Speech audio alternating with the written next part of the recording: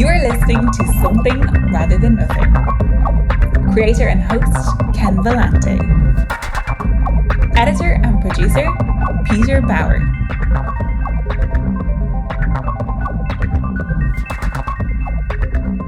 Hey, everybody, listeners. Very happy to have you here on the Something Rather Than Nothing podcast with Paul Luikart. Paul, before I tell the folks a little bit more about you, just wanted to formally welcome you on the show. Thank you. It is awesome to be here. I'm super excited. So thanks for having me. Yeah. Folks, Paul writes a good amount of short stories, and prior to us getting on to the show, I was mentioning to him how I really enjoyed getting back into the short story genre, and because I've been out of that habit a little bit more along novels and such for quite some time. And you have collections of your stories, Animal Heart, Metropolis, and a newer one, The Realm of the Dog. And I just wanted to jump right into that because that's new. Tell us about The Realm of the Dog and its publication and what's going on with that. Yeah, for sure. Yeah, The Realm of the Dog is my newest collection, full-length short story collection. And it's a mix. I think it's a mix of some maybe more standard length short stories, but a good amount of flash fiction as well. And flash fiction appeals just because on the one hand, life is life. So it's difficult to sit down for any length of time to pound out like a novel, at least where I'm at right now. Definition, Paul, not to jump in. Give us a definition of flash fiction. Tell us a little bit about what that means. Yeah. So I think flash fiction, I would define it as about 1,000 words, 1,500 words at most. So page and a half, maybe.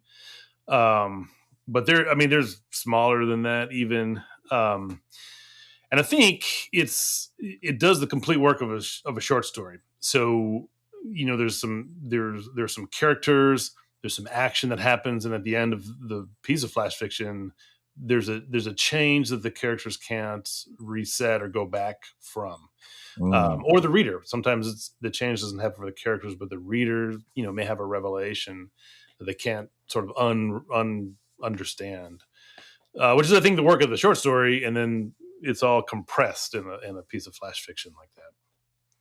Yeah, thanks for that. And so within the new volume, there's some fact, yes, some flash fiction, and allow you to continue. I just wanted to make sure I had that down. Yeah, other people might say different things, but it's a working definition. That's you're a guide at this moment. The Realm of the Dog. Tell us more. Yeah, so it's a collection of short stories. Probably started writing it during the height of the pandemic. So I think there's some bleakness in there for sure. Themes of, just sort of wondering what is the worth of humanity and real uplifting stuff like that. But I think too that it's at least for me writing it's a bit of a search for some of that in the midst of, this global pandemic and some of the responses that were not very good to it. So I think for me it was an exercise in looking for what is worth.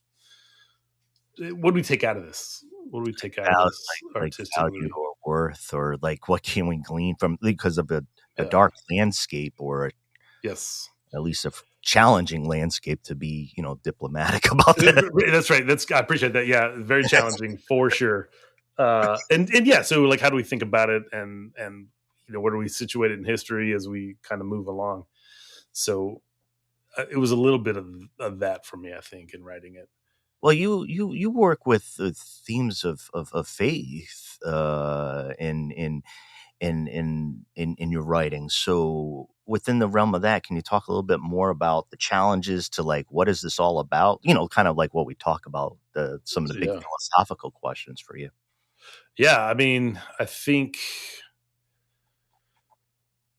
I think the idea of faith, and when I say that, I don't even necessarily just mean like a Christian faith, but a sense perhaps of, some greater, is there as I go through my day and as I write characters who are going through bleak things, should there be a reason for those folks to continue, or for me to continue, I suppose. Yeah. Um, and some days the answer is yeah, absolutely, and other days the answer is like I don't think so. Um, and so I wanted to portray those aspects in the collection. So some folks may come to the conclusion that like no, like this is really kind of not, like this life is kind of not worth it. And then for other folks to find like yeah, like other people might conclude that despite the darkness there is an idea of redemption available, and that it is worth it to keep looking for that. So yeah, I think in this collection and dealing with those themes, I wanted the breadth of what it might mean to understand redemption. And I don't even necessarily mean that word; it sounds a little too religious. But We need a yeah, framework, but no, I mean redemption.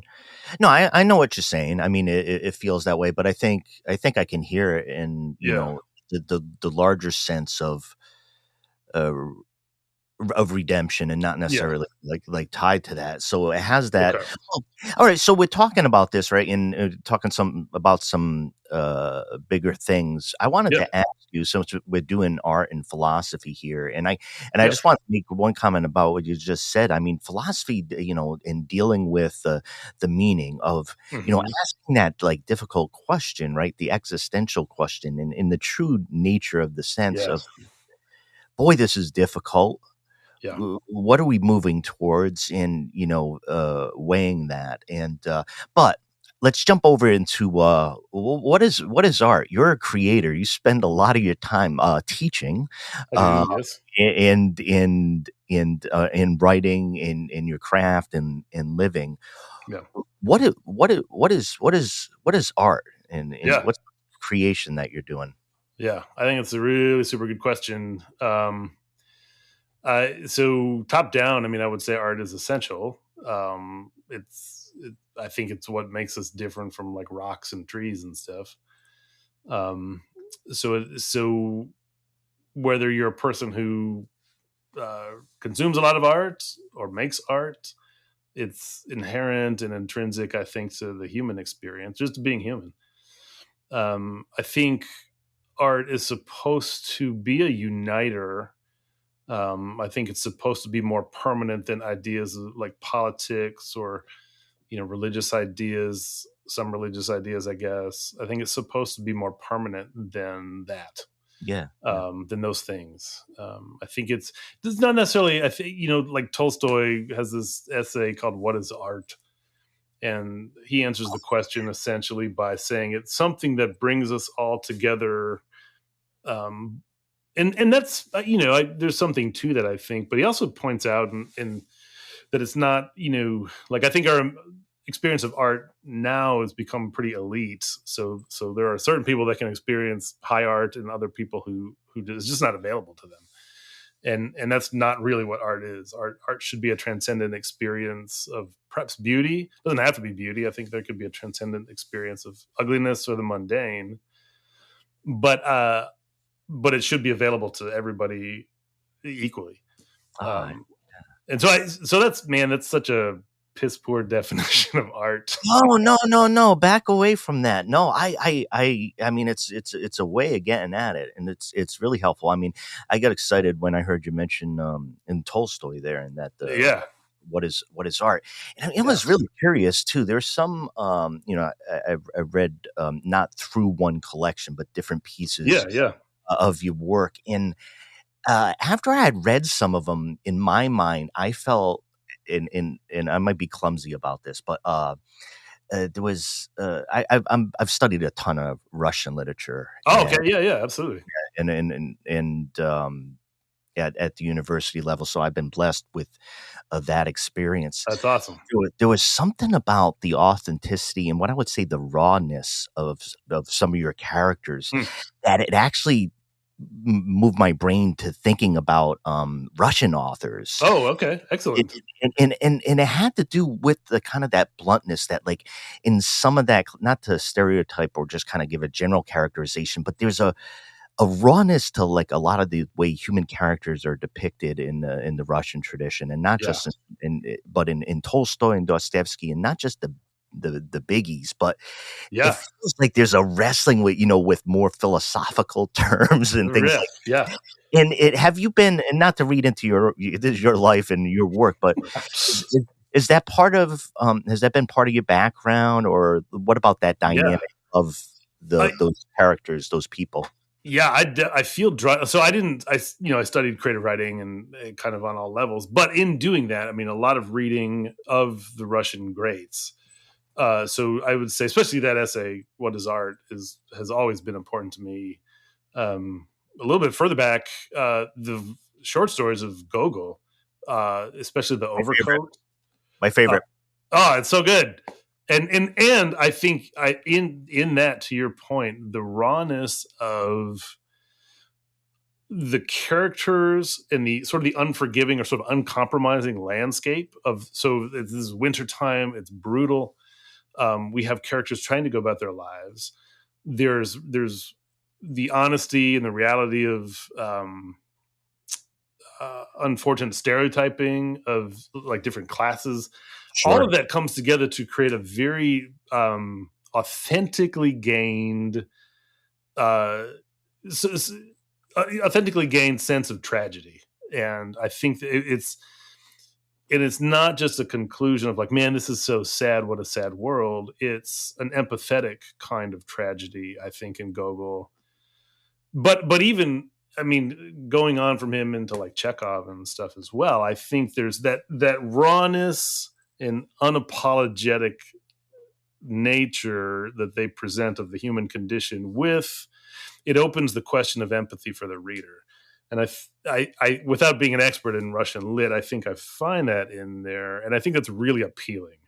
There's a reality, there's a hard, cold reality to human existence, but we are always offered the question of empathy.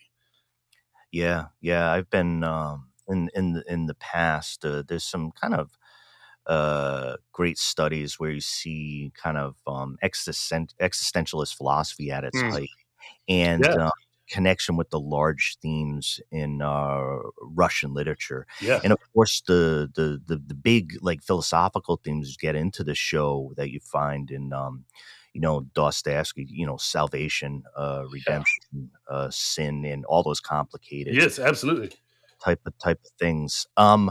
So I had mentioned about the jumping back into the short story as a form, and in my own reading habits, one cool thing with the show is coming in contact with different type of authors, which means I come in contact with different type of forms and writing styles. But short stories, we started the chat with that before we popped on about the short story, and a lot of folks hopefully are familiar with short story format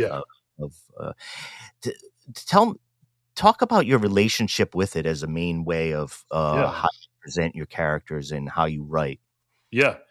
I think it's probably started the way a lot of people's relationship with short stories start, which is like freshman English in high school, and you have to read, some of the. But I mean, I remember reading The Most Dangerous Game as a short story form, and I was like, wow, this story is amazing.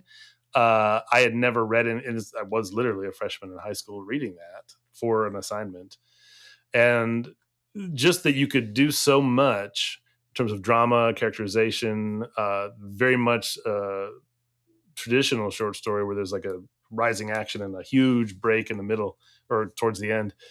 So that's always stuck with me. And studying creative writing, there's a lot of reading of short stories that you have to do, all the different sorts, Western, non-Western short stories and things. And then very practically, like now, I've 3 young kids and life is pretty busy. So, when I take my daughter to gymnastics, I sit in the lobby and I have a chance. I have a very short amount of time, relatively speaking, to write, and so it affords itself very well to writing short stories. I think the genre of the short story, there's a high purpose to it. I think it can really expose people quickly and deeply to deep, good themes and art. But it's also very practical for my life right now. It fits in well. I'd like perpetually have a novel on the back burner, and that's where it is currently. But short stories are the way to go now. Well, the situation is you're forced to be practical. I mean, I talk to all type of creatives, and I think anybody who thinks about creating struggles or thinks about or has to grapple with the structure of how you do it and how you make it.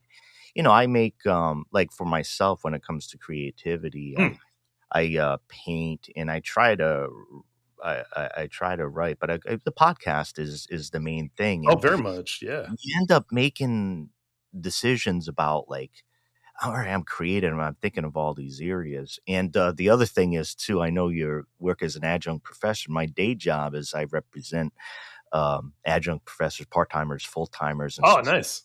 At community colleges out in Oregon. So that's awesome. I love, like, I mean, I feel we'll probably talk again in the future, but I love it. Yeah, I'm like, maybe we could probably just talk about like, that type of stuff, but because there's so much. There's a ton. But I wanted to tell you, just in thinking about short stories, I wanted to tell you just a name of a Japanese writer, which I love these short stories more than almost anything in the universe. And to give you a little bit of background, the name is Kenji Miyazawa. Okay. It's you'll see it listed as Miyazawa Kenji. Okay. And beautiful, almost like a Buddhist fable, where your characters are animated and animals talk, and it's like expansive fantasy world. But just made me think about that because the power of those short stories and the fable aspects of them are just timeless, I would imagine. Yeah, and they don't.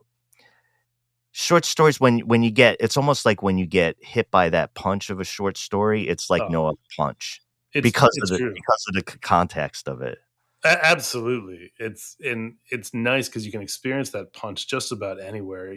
I lived in Chicago for a long time, and you're on the L, and it's like, wow, man, I just had this. Here I am in my daily commute, and I just was overwhelmed by this transcendent experience because I read this story and I had the time to do it on the train. Things like that. So anyway, I will look that up. I will look him up. I'll read that stuff. That sounds beautiful. Yeah. Just one of those things where you just encounter almost by accident. I wanted to ask you about. I wanted to ask the big question: why is there something rather than nothing? Before I let you answer it, there's a whole bunch of things that are popping around given the earlier part of our conversation. So I wanted to get the big one kind of out of the way. Let's put it right here.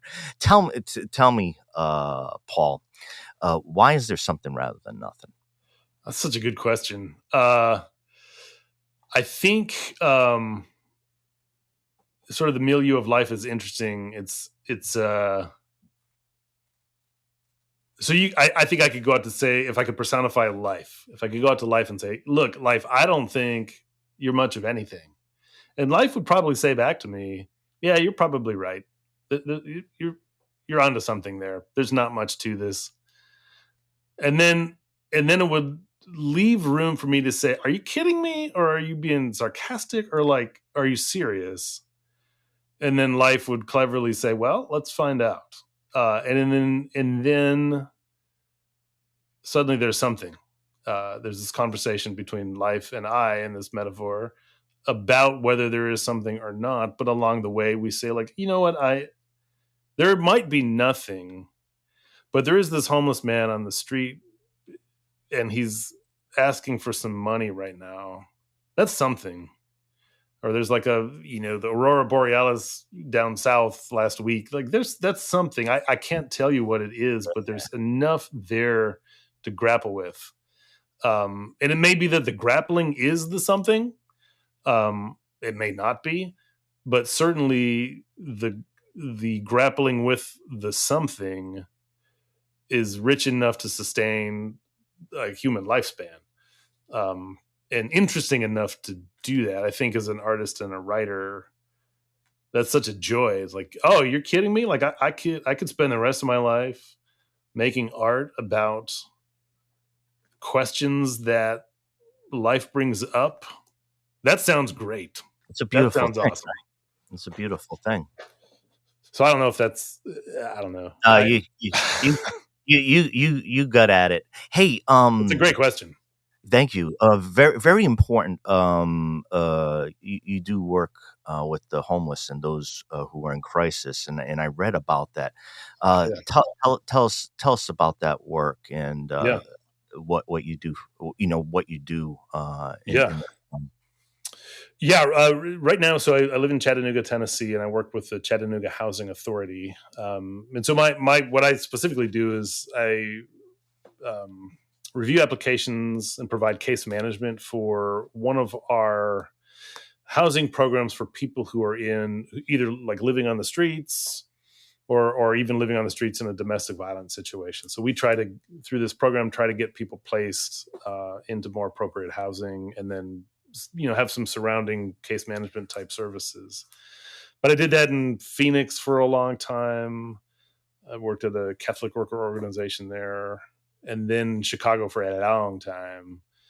But always working in organizations that do service in some way or another to people who are living outside or in some kind of crisis situation. So it's been it's very life-taking and life-giving at the same time, which hopefully makes for a kind of richness. But I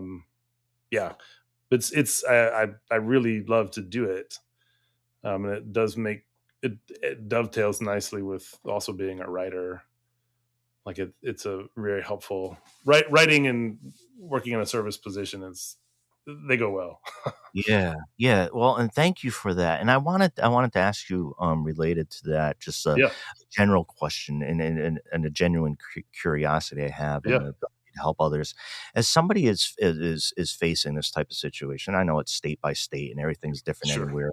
What's one of the first steps if they're in this type of crisis that somebody could do just to find out what might be available for them in that situation? That's a really good question. More and more, most cities have like a centralized, like an information number. So in Chattanooga, it's 211. Chicago is 311. But that's like a sort of a city resource line. But I would say too, like for the individual, if a person is not already doing something like volunteering at a place that serves meals, domestic violence like crisis center. I mean, I think just and that comes with a lot of like, I could never do that. A lot of people might say, I don't think I could do that. I don't think I could volunteer. And usually the people who say, I don't think I could do it are the people who'd be perfect at it. Because they come with that sense of like, look, that's overwhelming for me. There's too much. I think a lot of times people say I'm there, not every time, but there's often a sort of an attitude, I'm going to fix you. And when your fix doesn't work, then there becomes there's often a sort of a sense of judgment that's not helpful. It puts a distance between the person who is in homelessness and the other person. So anyway, I think, being willing to just volunteer once a month, once a week is huge. I mean, I think it's a huge deal for the people who you serve, but also for you, for your own soul and your own mind. That does something for you, makes you a better human, I think. Thank you. Portland, Oregon, a bit north of me, struggles with homeless, and the myriad of issues that are associated with. But one good thing I feel like Portland's always in the news as far as that goes. It is, and it's a significant social and personal social issue. Yeah. But there's a publication, Street Roots, that had Yeah. sold for $1 a copy. And Yes. I tell you, I always get one. It's a great way, at least Good. That's awesome. that might be available to give it. You could give more than $1, but give Yes. $1 for the, and some good reporting about the issues. Yeah. And one of the things that I noticed in the recent issue, we recently had just general elections. Yeah. A lot of places did in the spring just recently when we're recording. Yeah. And a lot of candidates that they had sent their questionnaire for politics didn't even respond, and it pissed me off. Oh, for sure. I think that's Pissed me off. And it was both parties and all that. And I'm just saying, I'm not getting into politics here. Sure. I'm saying, I was reading that and I see all this didn't return. Screw that. You're running for office. I don't care who you are. If you didn't respond to Street Roots, who I'm sure sent you a professional, yes, questionnaire like everybody else got, that you don't even respond to those issues. Anyways, it pissed me off. So thanks for listening. Oh my gosh. No, I appreciate that. I think there's a way. I mean, it's homelessness obviously is this complicated issue that is, there's so many aspects to it, but I mean, an easy one is dignity, right? So what can I do to afford the other person dignity? And certainly a response, even if the response is, hey, look, I don't have time. It's a humanizing response. Might not be the right, you might want to say, well, I wish you would have had the time, but right. It's there's this idea of like, I am acknowledging your personhood by responding. Yes. And I think not responding to your point, it pisses me off too. I hate to hear that. Yeah. All right. So we get that Street Roots, more on the positive, publication in, like I said, in Portland, Oregon. Just kind of thinking of different ideas, in places, and recognizing the work that you do, and really appreciate that. Hey, Paul, tell us a little bit about teaching and its relation to, a lot of work. I know that I represent. Well, yeah, for sure. I know represent folks like, but just on the point of how maybe the teaching process, how you develop your craft, what you learn, your experience of writing, teaching, and the other advocacy work that you do. Tell us about the teaching. I think I'm gonna say this up top, and it's gonna sound really like corn dog, but I do not mean it. I do not mean it corn dog. I mean it serious. It is such a privilege to be able to do that, and I'm just an adjunct, but even in that limited experience, to teach the students that I've had the privilege to teach is just humbling. I find they are so fascinating. The things they think about, the things they love to read, the stories that they produce. It is such a privilege and a joy to be there. And to, I think the way I didn't come up as a teacher. So I don't have I can't point to different rubrics or, things like that. But what I think I've been in the realm that you are, nor can I. Well, that's heartening to hear, because sometimes, and I'm sure you could attest to this. You stand up there in front of students and sometimes you're like, what am I doing here? I think the universe is sleeping. But I think I've had to show myself or tell myself that me in the role of teaching is I'm on a certain continuum. So I teach writers who are currently college students, and I'm a little bit further along the path. But there are people who are further along than me, who I look up to and who teach me. And so we're moving along the same continuum. So that helps me think about it. I think of myself in that way, sort of as a path person, like I'm just a little bit further on, so let's come on, feeling the pull of the people who have gone before me pulling me on. So there's a continuum, or sort of perhaps a unity in that helps me not feel like a teacher. Because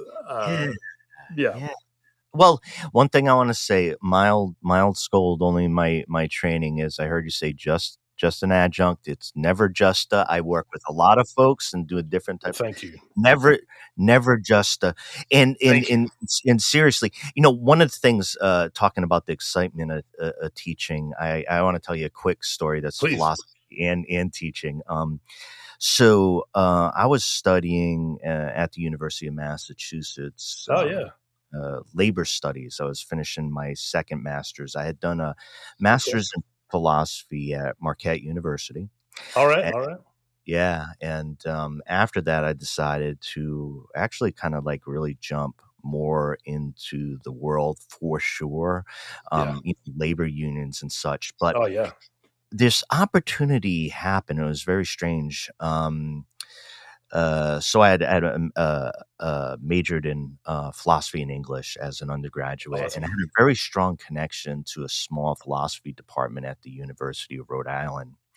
I was checking in August of 2000. So now I'm studying labor studies. I'm far away from philosophy. I'm moving further away from philosophy at this point. Yeah. And I just gave a call. I was trying to check in with my old professors. What do I do in life? Philosophy professor. Like, what do I do? Yeah. And I'm talking to the department chair, somebody I've known and taught me.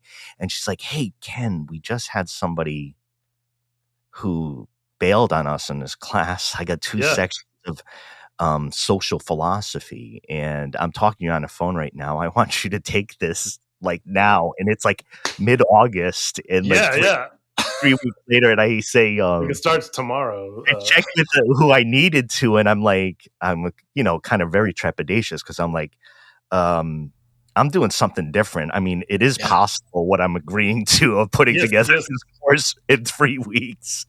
So it was the time I was able to teach. I taught 2 sections of social philosophy, which was a dream of mine because I was going in a different direction into labor. So I've always viewed it as one of the most beautiful things to have happened, because even when I did it, I knew that I was moving in a different direction, that I was not moving in this direction, but I was able to do it with almost like a freedom and an aplomb or something. Yeah. Oh man, absolutely. I love to hear that. That's awesome. That's it. Thanks for. It feels very heartening to hear that. Thanks for indulging me. Hey, so we don't miss the details here in finishing up our time. I've been loving talking to you. Likewise, thank you. Tell us where to find your stuff, find you.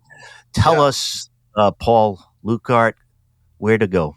Yeah, for sure. So as far as the book, the book, The Realm of the Dog, is it was being published by JNew Books. And so jnewbooks.com, JNEWBOOKS.com. And there's a number of other excellent books of fiction and philosophy coming out from JNew this year. I'm very happy to be part of what's coming this year from JNew. Love it. I'm probably most active on my Substack, so paulluikart.substack. Great platform. Great prep. I like that a lot. Yeah, it's as a writer, I love to write, and so whether it's a short story or a dumb little recollection of He-Man toy from my childhood, that's important. But keep going. Yeah, it all goes on the Substack. So there would be for sure my Substack would be the best place to hear about stuff I'm doing, because I always post different publications and things there. I would direct anybody who's interested to my Substack. And love thanks. it. Thanks for. Oh yeah, absolutely. I have the sense that there's a lot of different directions our conversation could expand into. I agree. We could talk about that after, but I wanted to thank you for some of the reasons I had mentioned about coming in contact with your writing, which I allow myself to be clumsy almost publicly, but like your writing felt like new, and it was that, or like when I was talking about that human, it had this like deep honesty, and like I was connecting it back to Russian literature. It's just like I'm seeing the person, and it's raw. It might be janky in spots, and the conversation is stilted, and it goes the wrong way, and then it goes the right way. But like I'm getting it, like it's being delivered to me, and I don't know all that means in more professorial terms. But yeah, I wonder too. yeah, that's I appreciate that. I appreciate that a lot. Thank you. All right, Paul, great pleasure talking with you, and Thank you. Keep writing and working with the folks and the people. I'll do likewise, and hope we get a chance to continue some of our larger subtopics in this discussion. I would love it. It would be awesome. All right, thanks, brother. Paul Luikart, everybody. This is Something Rather Than Nothing. Signing off. Have a great day. Thank you.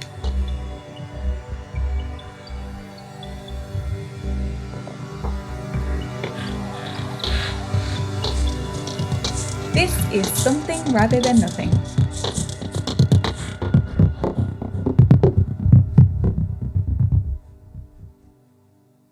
And listeners, to stay connected with us and our guests, visit somethingratherthannothing.com.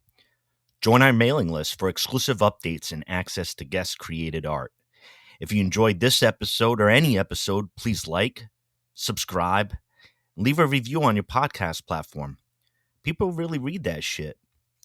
Your support helps us reach more listeners and spread our community across the planet. This is a global show, and we like to give a shout out to our many listeners across the world, including many listeners in Canada, Spain, Germany, UK, Argentina, Brazil, India, Thailand, and so many more places. Be sure to follow us on Instagram at Something Rather Than Nothing Podcast for behind-the-scenes content. And the best way to help the show is to tell your friends about us. If you love it, they'll love it too. Tell your friends who love it. We love you. This is Something Rather Than Nothing Podcast.